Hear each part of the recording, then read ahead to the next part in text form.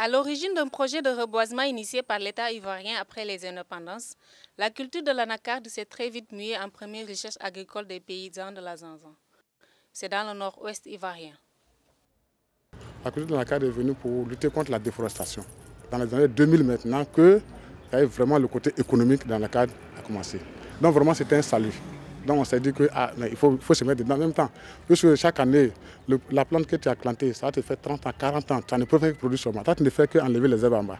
Donc pour nous, c'était un salut. C'est ce qui a fait que tout le monde est rentré dans l'anacarde en même temps. Le développement de cette culture a entraîné un déficit d'espace pour les cultures vivrières, provoquant une crise alimentaire dans cette région. La filière est marquée par des fraudes et des détournements de produits vers certains pays voisins.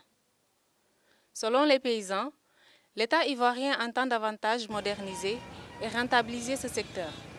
Les autorités ivoiriennes envisagent de transformer localement plus de la moitié de sa production. C'est satisfaisant. Depuis 2004, nous avons commencé le décortiquage dans la transformation.